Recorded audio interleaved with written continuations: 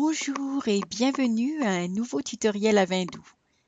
Dans cette vidéo, je vais vous expliquer comment, après avoir créé un cours, vous pouvez l'approuver et l'activer et comment inscrire ensuite des participants à ce cours. Tout d'abord, dans le menu Gestion des cours, sélectionnez Approbation de l'activation du cours, puis cliquez sur le bouton Nouvelle activation de cours. Sous Données clés, vous pouvez maintenant sélectionner le cours, celui que vous désirez activer, dans notre exemple, par exemple, celui sur les bases d'Awendoo. Et sous Cours, vous voyez maintenant le nom du cours et le chemin où le cours a été archivé dans le système Awendoo. Un des principaux éléments de l'approbation d'un cours est le statut, car je peux déterminer ici, en tant qu'auteur, ce qui doit se passer avec le cours en question. Normalement, le statut du cours est réglé sur « Actif ». Ceci signifie que les utilisateurs inscrits peuvent déjà étudier ce cours, mais des auto-inscriptions à ce cours sont également possibles. Par exemple, lorsqu'un utilisateur sélectionne le cours en feuilletant le catalogue. Si vous réglez cette activation de cours sur « Fermé », cela signifie que les utilisateurs ne peuvent plus s'inscrire eux-mêmes comme participants, mais que les participants déjà inscrits peuvent continuer à traiter ce cours. Si ce cours activé ne doit plus être traité et ne doit plus non plus être visible sur le poste d'apprentissage, réglez le statut de ce cours sur « Archiver ». Seule l'évaluation de ce cours sera désormais possible. Tous les autres réglages avant « Actif » ne servent qu'à la préparation. Ceci signifie que ces cours, dès que j'ai cliqué sur un de ces éléments, ne sont plus visibles sur le chemin d'apprentissage, ne sont pas encore actifs. Ici, les réglages ne servent aux auteurs qu'à titre d'information sur ce qui se passe momentanément avec cette activation du cours, à quel stade on se trouve juste maintenant. Enregistrez maintenant ces paramètres.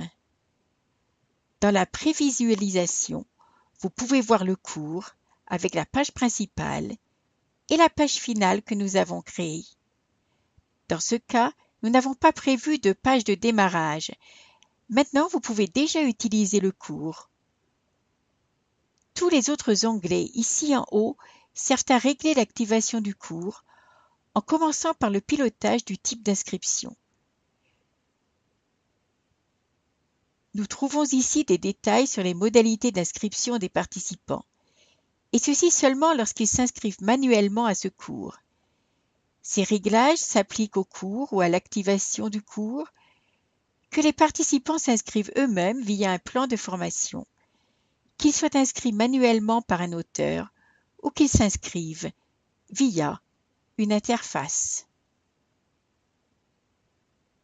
Dans les options, vous avez la possibilité de définir une date et une heure de début, ainsi qu'une date et une heure de fin.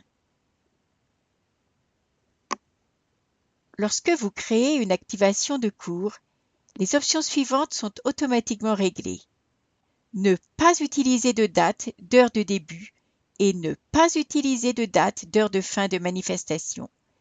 Mais nous recommandons dans tous les cas pour l'activation du cours de cocher la case « Activer le moment final ». Une fois que vous avez sélectionné une date de fin de manifestation ou de cours, le cours passe à l'état consécutif. Dans ce cas, il sera archivé. Ceci signifie, comme nous l'avons vu au début, qu'il n'est plus possible d'éditer le cours. Seule une évaluation est désormais possible. Le cours n'est donc plus affiché dans le catalogue ou sur le poste d'apprentissage.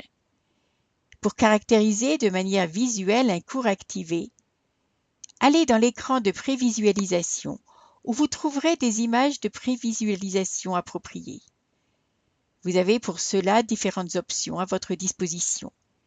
Je vais sélectionner une image dans la bibliothèque. Je vais donc dans le centre des médias, où se trouve mon fichier Avendu PNG.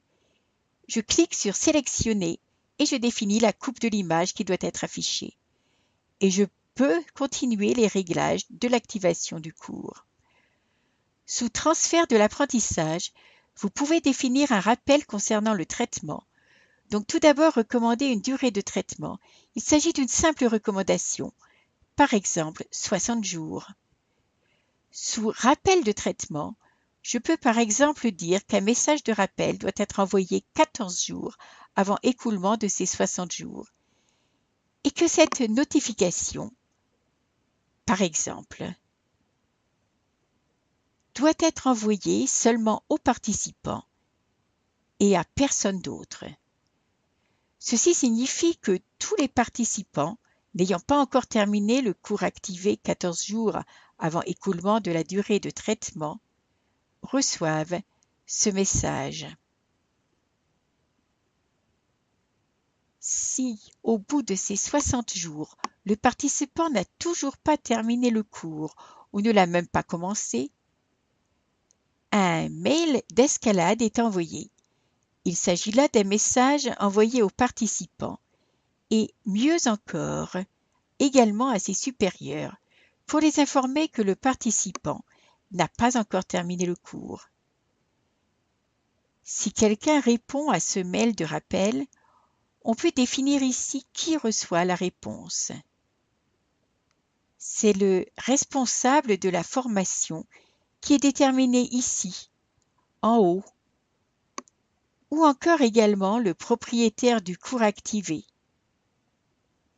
Si, pour ce mandant, des classifications ont été créées, on peut les attribuer à ce cours. Les classifications servent à structurer les cours activés dans le catalogue. Une recherche par filtre est également possible en fonction de ces classifications. Sous Remarques, vous pouvez archiver des informations pour d'autres auteurs et, par exemple, les classer en fonction des versions ou des clients. Ces remarques sont également visibles après l'enregistrement dans les listes tabellaires. Pour les afficher, cliquez sur le bouton droit de la souris et sélectionnez Remarques. Vous voyez que cette version et ce client s'affichent dans cette colonne. Vous avez maintenant réalisé tous les réglages pour ce cours activé. Il ne vous reste plus qu'à ajouter les participants. Vous pouvez ajouter un participant en cliquant sur le bouton « Ajouter un participant ». Et pour tous ces participants, vous pouvez décider de régler le cours sur obligatoire ou facultatif.